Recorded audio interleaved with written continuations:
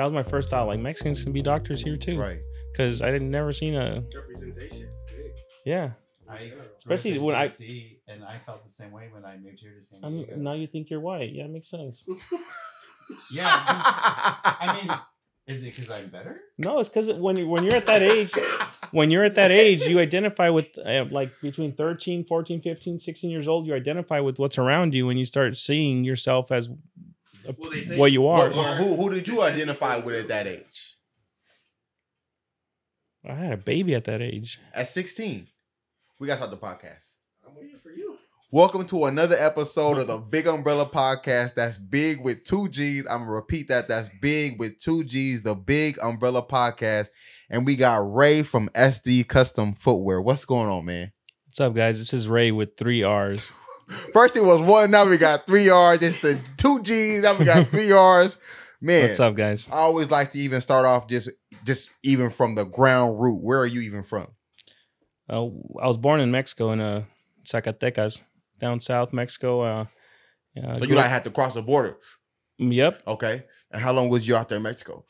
Well, my family moved here when I was a baby. Mm-hmm. I was like 1 or 2, and my family moved to Fontana, Inland Empire area. We were there till like 2nd or 3rd grade of elementary, and then we moved back to Mexico. Mm-hmm. And after that, I never went to the same school. Since 2nd grade, I never went to the same school for more than a year, like consecutive. So you stayed moving.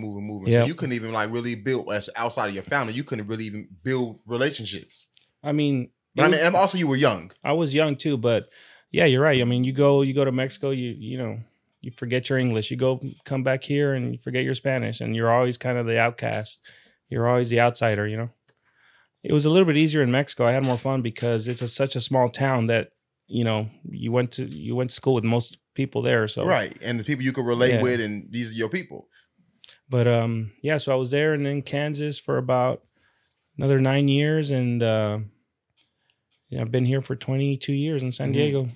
Even now, going back to you were in Kansas. So you went to Fontana, then back to Mexico, and then all the way to Kansas? And then back to Fontana again, then back to Mexico, then to Kansas. So what was life like in Kansas? Well, this was, 90s, mid-90s, late 90s. How old were you at when you was in Kansas? I was 15 when I moved there the first time, 15. Okay. I dropped out of school. I was living in Mexico at 15, but I had to drop out of school and just go work. Why? Because you had a family. Why you have to drop out of school at 15? I got my girlfriend pregnant when we were both 15. Mm-hmm. So, like a good Mexican, I came over here and sent all the money back. He said like a good man. So growing up, did you grow up with your pops? I mean, both my parents. Mm-hmm. My dad was, he was working in the States a lot when we were in Mexico. So, he was in and out, but yeah, both my parents. Mm-hmm. And what was that experience like growing up with you, with like both your family? I know you said like your pop was in and out. I mean, like your pops, he was like actually working and shit like that. What was that actually like for you growing up with your mom and your dad? Well, I mean, as you can see, we kind of did whatever we wanted. Mm-hmm.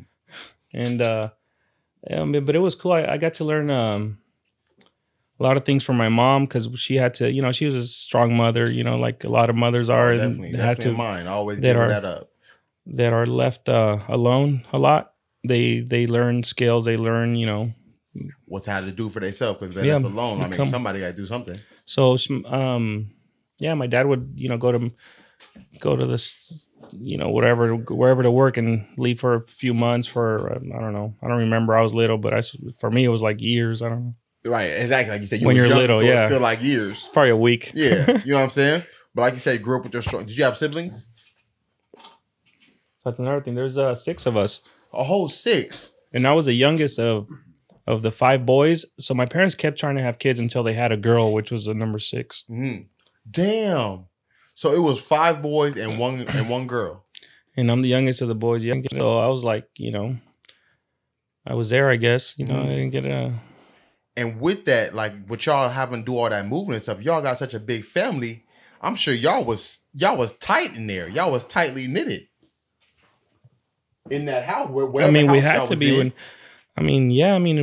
in Mexico we could afford to, not at least have our own bedroom, but just share it with one other person. Mhm. In Mexico, we could afford that. When we were in Kansas, I remember we were in a 2-bedroom apartment with my cousins and their family, and you know, all 6 of us in a 2-bedroom apartment with my parents and his parents. And, you know, we just Like, all y'all was really for real thugging. Like, and when you saying that make me reminiscent back to like I know what that's like living hella people in one house. I mean, we like were that. asleep on the floor, you know, like enchiladas, just.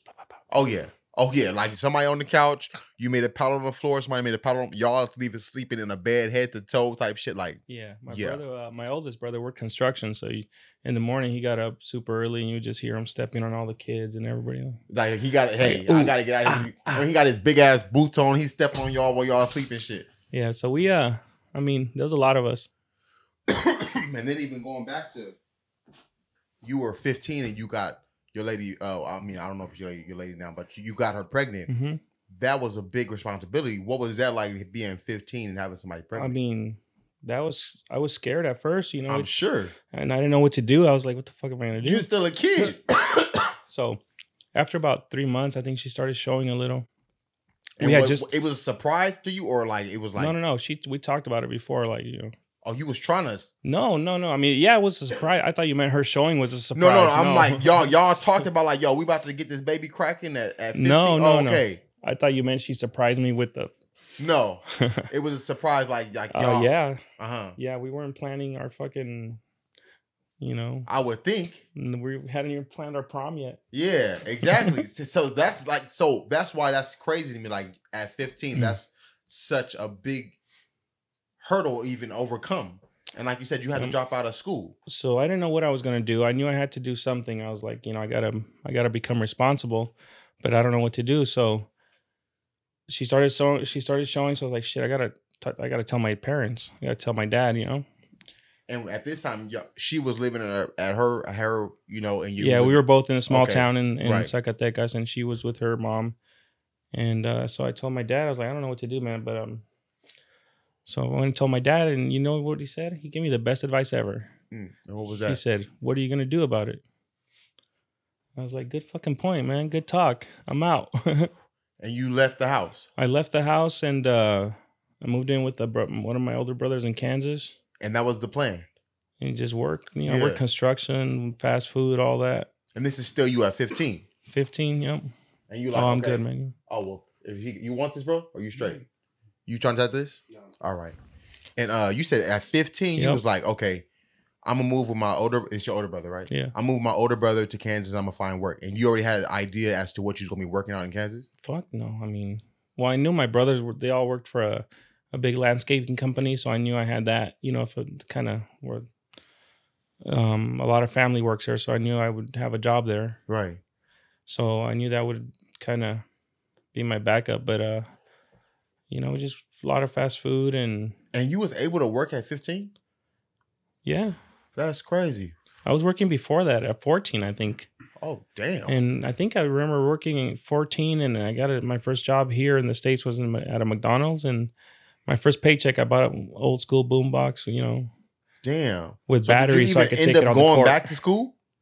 No. You was like, even to this day? Well, I got my GED. I mean, right, for sure. But I tried going back community college, but yeah, I can't read a book for shit. I just fall asleep. Nah, you. I'm sure where you at now, you had to do some type of goddamn reading.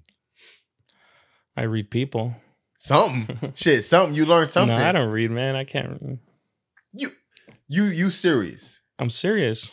So like, if I put like a book in front of you, like I can't read this shit. I can read it, but I'm saying I don't like to. Oh, okay. I honestly, I was like, wait, you for real can't read? I'm like, you thought how I was the fuck illiterate? You printing this up? I thought you. I'm like, there's no way you could be doing this and you can't I'm not read. illiterate, fool. Oh, okay, no. I had to. Hey, somebody might have thought the same shit, so we had to clear that shit up for sure. But now from you being 15, working out in Kansas, what is life like for you being 15, working in Kansas? I mean, everything was cool, and then some stuff happened. I was just, I was cool just saving up money. I didn't know what I was going to do, but I knew, this is kind of what I have to do right now. I don't know. Like sometimes you know where you want to go, but you don't know how you're going to get there. Exactly. It's like a pilot. His job is like 95% course correction or something. Right. it's like, oh, I'm going off of this, but I mean, now what So happens? you know where you got to is- land, but you know that's kind of how I was. I knew where I wanted to land. I had no idea how I was going to get there, but I knew I had to raise these kids, and you know, so I was just working, and you know, everything was cool. And then she moved back to her aunt's house in Oregon. My daughter was now born. y'all still far apart. Yeah, there was a lot of back and forth. We broke up, separated, broke up. You know, For whatever. sure. Fast forward, if you want, all that drama. Yeah. I'm 20 years old, or yeah, about 19 or 20, because we had already had our set. I had 2 kids at 20. Okay. And yeah, so she had some problems, you know, with drugs and stuff, and she ended up in jail. I got custody of the kids. Man, even to think of, because I know how hard, I got a 2-year-old right now, so just taking care of my kid, even with, you know, my lady and shit, that's already tough. Now you saying I got to do this shit solo, and you got 2 of them, that shit is like, that's a whole lot to take on. I mean, yeah, obviously you're going to do it because they're yours and this is what you got to do. But regardless, like that shit was hard. I mean, yeah, it was the decision for me was easy. Of course. The decision was easy. How I was going to do it, that was, you know, like that's the part. I'll figure it out. Yeah. You know, the decision, like, no, they coming with me, no doubt. I mean, yeah, I mean, you know, you think like, okay, I had already been working from when I was 15, fast forward to 20 years there. Yeah. Like a lot of shit happened in between there, but it kind of made me a better person. But, you know, a lot of dramas happened with family and stuff there. So fast forward, and 20 years old, like I just fucking lost my thought. You said fast forward, you know, a lot of shit happened between when you was 20 years old from there and now you fast forward. Okay, so yeah, fast forward, she's my ex, she's in jail. I got the custody of the 2 kids. And my brother, that's at that time, he had just gotten his PhD here. God damn. UCSD, he's number theory, PhD in number theory. And that's crazy. That's like being like your brother took complete different. Right? He took school to the way highest degree. And I'm sure he didn't like. I'm sure my dad. I'm sure discouraged him from going to school. My dad didn't want us to go to school because he was raised to want y'all to work. Yeah, no, he was raised to where you go to school to your 3rd, 4th grade till you know basic math, reading and writing. Anything after that is a waste of time. Damn. So yeah, my dad even told me a couple of times, you know, I told you I was trying to go back to community college, and you know, my dad's like, nah, man, what are you trying to do? I got a job for you here at my restaurant as a dishwasher, you know. And you took that. I mean, yeah, you know, I didn't want to be a dishwasher, you know. I mean, no offense, but I was, you know, I thought I could, you know, I knew what I had to do, is what I'm saying, but I just didn't know how to get there. Yep. So what brought out that creative side of you that you even are now today? I think it's, so my mom, I think, was this way. She was kind of, she was fearless. Like she knew she was going to do something. She didn't know how she was going to do it, but she went for it. She was an entrepreneur. She wasn't afraid, you know, to go out there and I don't know how we're going to make money, but get it. Yeah, just work, you know. My grandma used to say, it's not a coincidence. The harder you work, the luckier you get. Yeah. I hate when people say, you know, lucky. It's like, no, I worked for this shit. Yeah. Then what got you? Because I know you touched on earlier, like what really got you into wanting creating like basically designer shoes? So before I left Mexico, I was playing, you know, high school basketball team out there. Okay. And that's how I started getting into shoes with, you know, the 92 Dream Team, What position you play in basketball? Well, I was a 5 over there in Mexico. Okay. I was a big. They called me Chuck. That was my nickname. In Mexico, everybody has nicknames. You said Chuck? Yeah, because they can't say Shaq, so they say Chuck.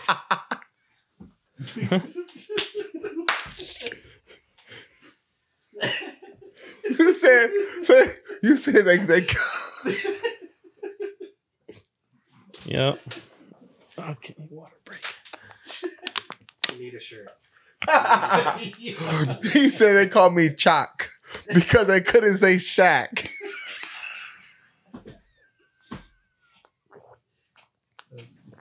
True story, guys. True story. No, that's fucking fantastic. They also, my other nickname was Rodaila, which is like a giant chicken. You know, the ones that have hairy feet. They're like spotted. Look at this fool. He's gonna piss his pants. Yeah. Everybody has nicknames. Yeah, mine is Pancho. Pancho? Yeah. That's not a real nickname. I mean, I'm serious. My name is Michael. How's that not a real nickname? Pancho. Why do they call you Pancho? Because I told him to. I'm not gonna lie, it was in 7th grade. Okay. And I was like, yo, I watched the movie Pancho V and I was like, yo, I like that name. I went the next day to school and I was like, yo, call me Pancho. And every day, like whoever was talking, then that shit stuck to this day. Like they still call me that today. Yeah. Doroteo Arango. Today, they call me that. That was his real name, Doroteo Arango. What the hell that mean? Pancho Villa. That's his real name. Oh. Okay, well shit, you teaching me some game. Okay, but now we was talking about, so you was playing basketball. Yeah. How long you play basketball? Middle school. Did you have hoop dreams? Yeah, I did. So you played middle school and high school? Well, 1 year of high school in Mexico. I dropped out after my freshman year. Mm-hmm. But yeah, I mean, I was playing, but it's a small town. If you were over 5 feet, you made a team. And then that's how you got into shoes. That's how I started getting into the culture more of like, oh shit, that Jordan was wearing the I don't know, the 12s or whatever, and I don't know what he was wearing when he won the last championship. So that not just that, but the clothing also. I would see their like their warm ups. Mm-hmm. They had like they were all red, the black like triangle on the side. And we're talking about like 3/4 sleeves. The Chicago Bulls warms Bulls. up. The Bulls warm ups. Yeah, like 3/4 sleeve with the black triangle. I was like, shit. I'm like in that small town where I was living. There's no way Nobody I'm gonna got this. So I would just make it. At that age. And how old were you when you already started making it? Like 14. Damn. So you already started. Oh, I started a business when I was 14, screen printing in Mexico.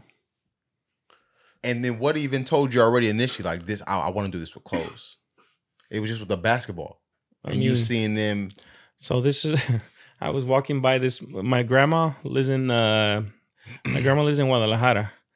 And she has like a school supply store there. And I used to work there.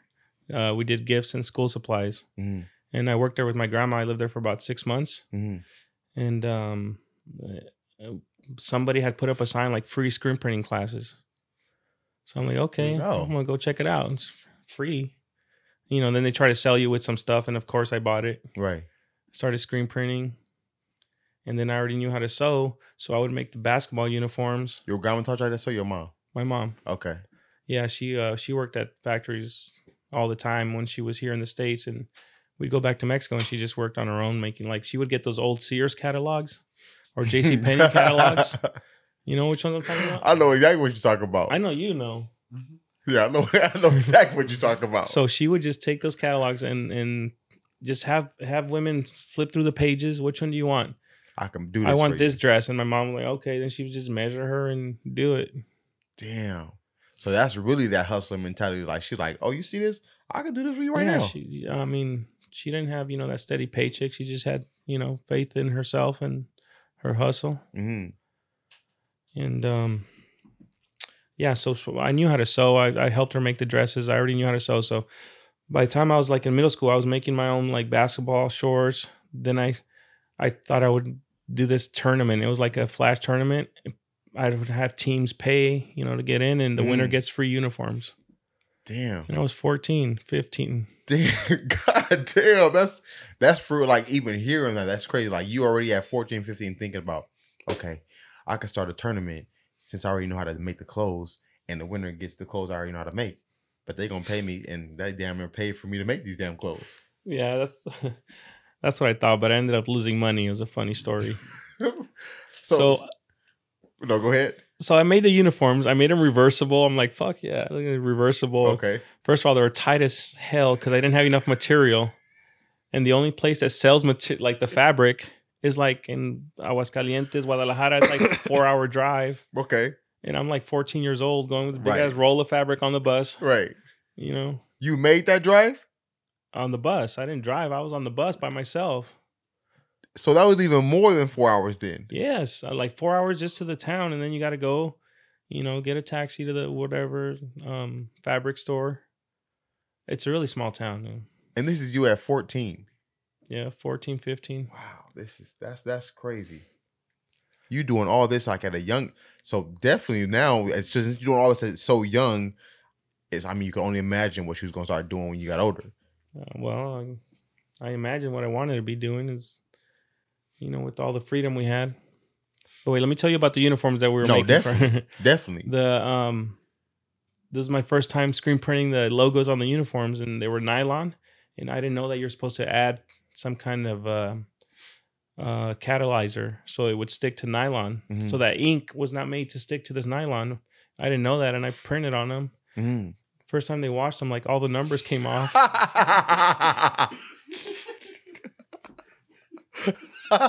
And I'm like this, and these were like grown men, and I'm 14, 15. I'm like, oh my god, I'm like hiding from them. Like they're gonna kick my ass. Oh shit! This is a uniform that they won. This was their prize. So then, at the end of the day, everybody's uniform looked the same because there's no numbers on it after they washed them. That was a magic trick. No, but they were cool. They were like, just fix it. They weren't mad. I thought they were gonna be mad at me, so I was like trying to avoid them. Mm. But they weren't mad. They just put the number back on there. Yeah, just fix it. Yeah. And then after you did that, how'd you learn that? Okay, now this is gonna work. Well, we didn't. How'd you know not to do the same process again? Because I started asking around. Mm-hmm. There was no Googling or right. That's why I asked, like, how'd you even know then? Okay, that didn't work. Now I went to a friend, and by the way, the people in the same town, they would not help me at all because they knew because you're gonna make money because I'm competing with them, right? And so I had this. This is kind of sidetracking, but I had this shirt that I wanted to make that had a wide pattern, and my squeegee was on only like 3/4 of the length. And I needed a wider squeegee, but nobody in town sells them. I have to get on the bus, go 2 or 3 hours. And right. So I go to my competitor and I ask him for a longer squeegee. And he pretty much just laughed and told me get lost. Like, no. Like, why would I give that He's to like, you? who are you? Like, get off my property. Uh-huh. So then he obviously was like, no, we're not doing that. I'm not giving you that. Yeah. So I ended up doing it with big old line in the middle, but it's okay. Mm-hmm. So then after you figured out now how to do it and now you got better with that and now progressing to when did you start even taking it more serious to where you wanted to not even to where you at now, the step kind of before where you are at now. Okay. So you're talking about after, you're talking about my business here. Yeah. When this started, we moved here 22 years ago from Kansas. Mm-hmm. And that whole time, my brother was like, just come over here. I'm like, dude, but so my brother, that's the math professor here. Right. He's also in real estate. He's doing everything right. Well, he doesn't make money. He works at a community college. He doesn't make that much money, but he does real estate. And teaching is just like his passion. He actually got Teacher of the Year award too, like his second year. That's big ups, right? Shout out Dr. J. Man, but with them teachers, that's a scary situation. Yeah. No. I mean, he does a lot of online classes too. Oh, okay. That's safer. So anyways, he had just started this this was 2001. He had just started, he got his broker's license. He's like, I want to do real estate. And I'm like, but at this point, I was already a single father, had full custody of my kids in Kansas. Right. And I was working, I would like go around spraying trees for bugs, stuff like that. But, so my brother's like, come out here and work with me, help me get this, real estate company going. I mean, he was already going, but he wanted to go out on his own and be a loan officer and do all this other stuff. Mm-hmm. So he's like, come out here and help me. And I'm like, dude, I'm a landscaper, man. I don't like, I don't know anything about real estate. Yeah, like in Kansas, if you're real estate, obviously you're white. Like this is early 90s, guys. Okay, yeah, he's like, let me let you know. Yeah. Yeah. No, but like there weren't a lot of examples of Hispanic real estate agents. Right. I'm not, it's just a fact. No, you talking what your experience was and what you saw around you. Yeah, Mexicans work these jobs and, other people work these jobs and hide your wallet from black people. Sorry, I couldn't help myself, man. My bad, guys. So anyways, my brother's like, come out and work with him. I'm like, dude, like that's not me, man. I'm like, blue collar. Whatever. He's like, trust me. He's like, trust me. There's people out here like you can do it. Trust me. And so sometimes it just takes that one person to believe in you. I didn't even think I could do it. I was like, you're crazy, dude. I had just gotten my tax return. I got new furniture. I'm like, I'm not going nowhere. And so yeah, I was like, all right, let's do this. So I packed up my car, my 2 kids. One was still, in diapers, whatever I could fit in a little 2-door Civic, and drove down from Kansas. God damn. You couldn't fit much in there with your kids in there too. No. Especially one of them has a big head, Fernando. I'm just kidding. It's like one of them got a big head, so there's a lot of more space. I couldn't even fit in there. And so we drove out, and I've been working real estate. I lived with him for about, 3 to 6 months before I got my own place. And and now this was 2002, 2003. Like the market just shot up. And I was at the right place at the right time. And I had this real estate experience, and I became an appraiser. That was the easiest kind of choice because of the scheduling. An appraiser, I would just schedule whatever time I wanted to. I would pick up the kids, do their homework, feed them. 9 o'clock, they go to bed. I go work on the computer for 2-3 more hours. I mean, it was a perfect fit for me because of the scheduling and what the was you doing on the flexibility. computer? Typing up the appraisal reports. Oh, okay. So yeah, I did that. And of course, my ex that I married she was in charge of the daycare where the kids went, because that's like the only place I ever met any women. At so daycare, I never went out. cares? My ex before that was the director of the other daycare. So you wait. So you really was just meeting women at the daycare? I mean, I didn't go out much. I'm telling you, Right. I didn't go out at all. Like, Did you get a discount? Huh? Did you get a discount at the daycare? Oh, no, I got it free. Oh, that's what I'm talking about. There we go. I'm just kidding. No. Hey, something shit. So they was, I mean, yeah, during that whole time it was a blur. But got married.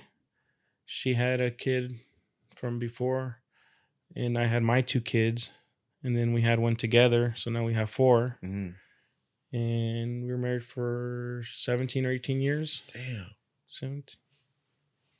17 years, I think. That's a minute. Yeah. You put some time in it. That's a lot. Like, No, wow. it was all worth it. No, I'm not saying it's not a lot of time. it. Like it was not worth it. I'm just saying 17 years is a lot of time. Yeah.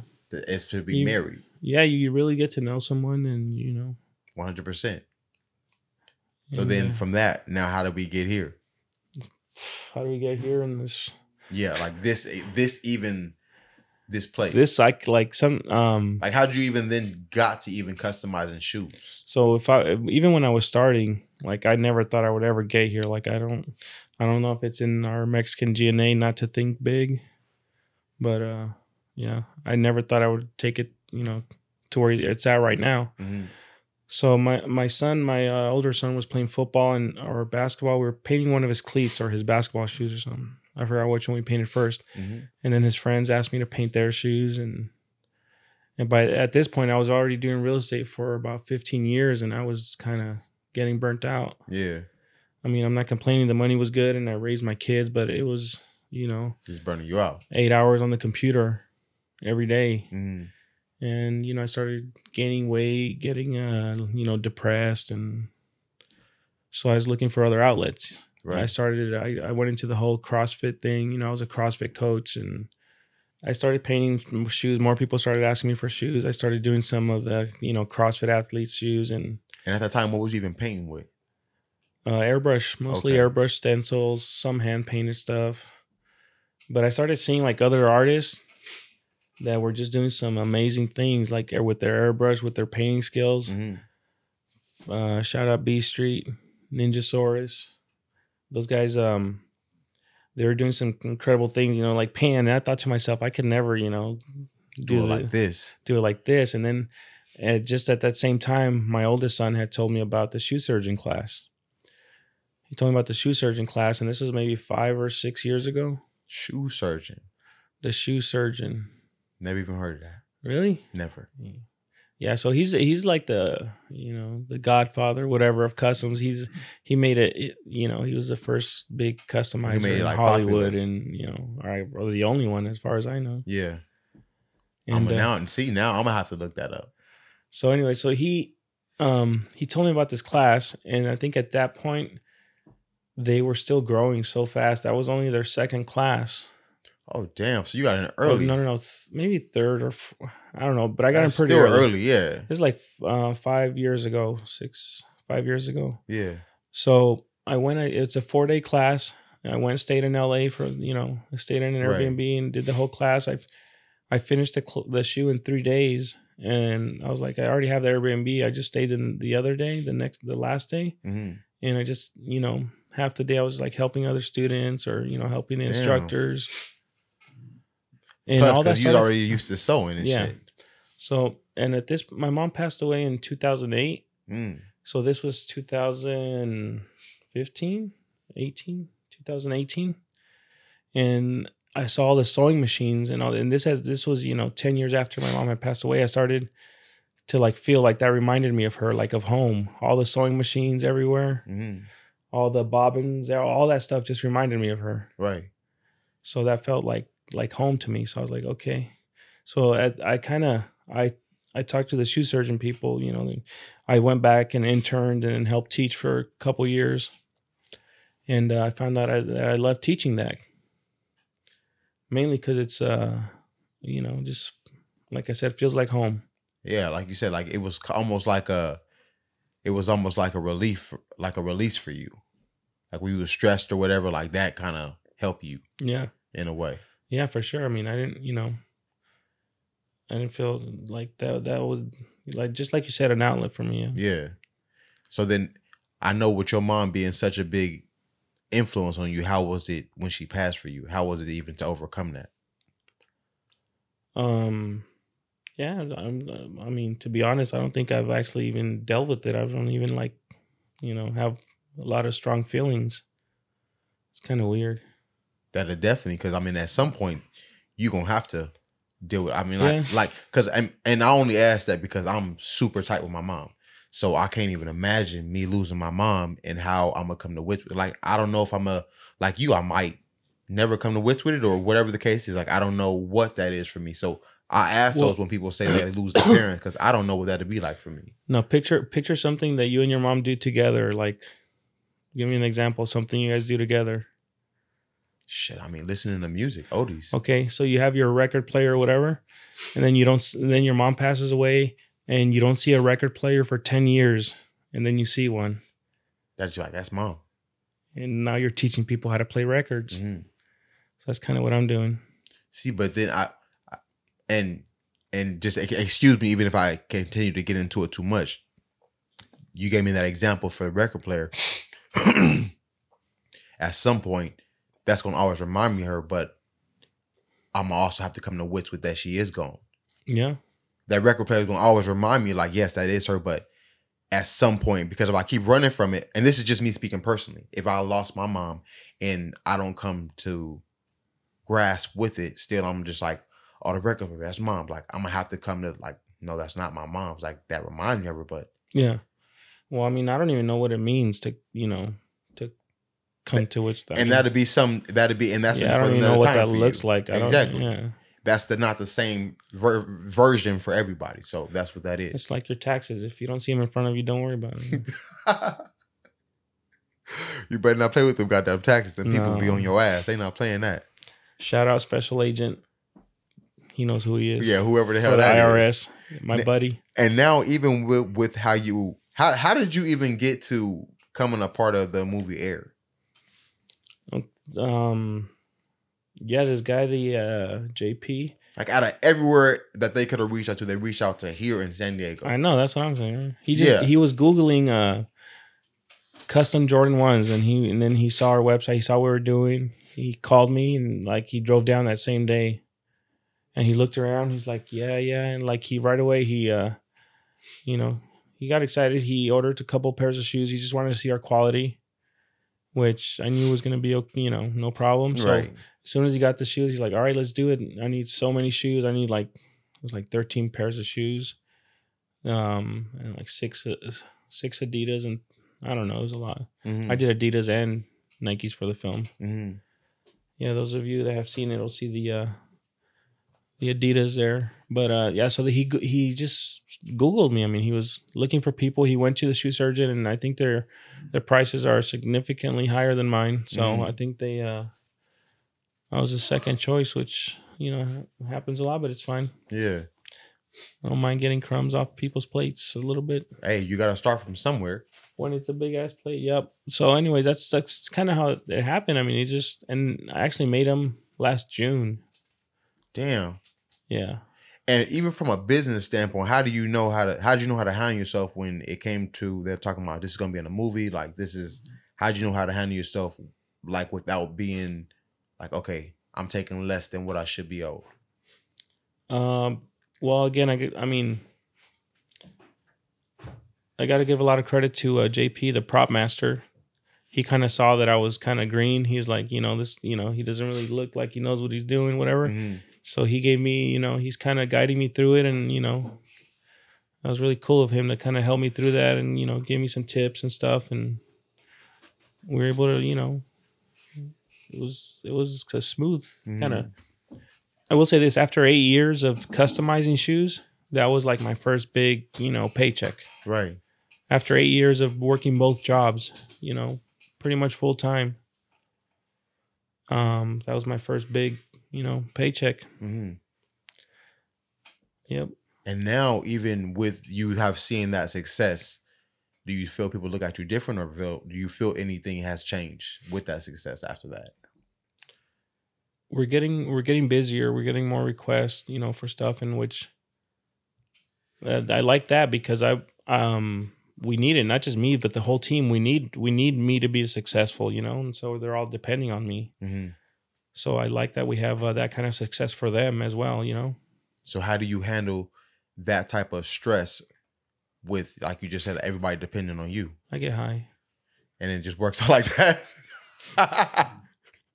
Well, yeah, I don't know if it's a coincidence that I just started smoking weed at the same time I got this, quote This unquote break. success. What's going on, man?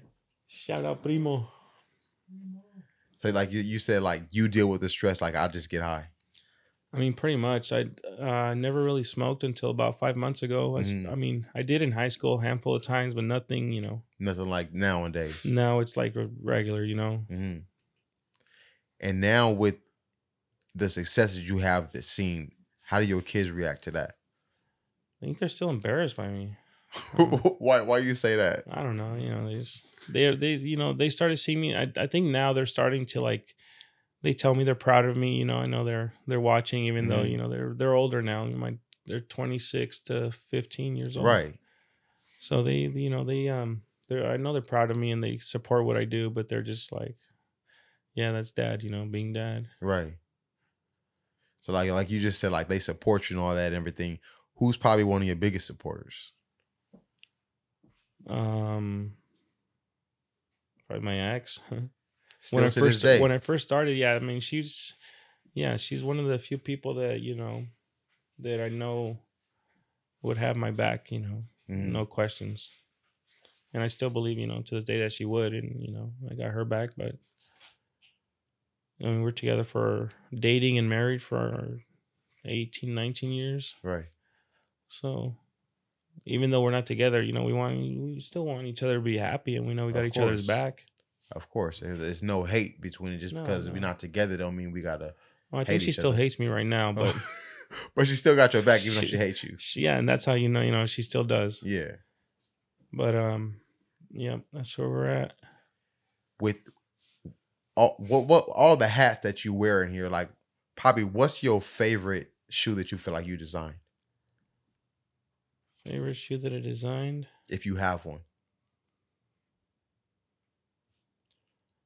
Because you have fucking tons on it. it. Were nice. And that's a new one. That's a new one I just did. Yeah. But those, I did a white Ultra one for Monster, a white one, where I used a piece of a can on this shoe. Wow. Like an actual piece of a can. I stitched it to some leather and put it like as a swoosh. Where do you even be getting the ideas to make these different like textures and shit like that? Marijuana. There we go. That's for the second one again. No, but I did find myself, being more creative when I started smoking, which I didn't. Mm-hmm. When I was in high school, every time I smoked, I would just be like a dummy, non-functional. Yeah, but now this is putting this to use. Now, yeah, I actually can sew better when I'm high, which is not what I expected. So if I known, I probably would have. I've been doing it for a long time ago. But so yeah, ever since November, my friend Danny from Miami was here, and he smokes a lot. So I was like, "Fuck it, I'm just gonna smoke." I'm gonna try it out. And yeah, I think we've been smoking a lot ever since. What was your first experience like being high? Was you tripping or you was like, and not even back in the day when you was in high school, talking about like current now? Current? Yeah. Well, when you started like now smoking heavy 5 months ago, what was that first experience like? Because I know the weed was different back then and now. Yeah. It was crazy. Now I get more of the body high or the head high, and it was a really good head high. Mm-hmm. So I was just like cleaning. I'm doing all this and that, and just having a good old time. Have you had edible? Yes, that was so years ago when I was with my ex. I went to the dispensary. Your first time there, they give you these gifts and stuff. Yeah. So I was like, all right. That was like, yeah, I remember. So they give me, this little Reese's cup. So I was like, all right, on the way home, I take a bite.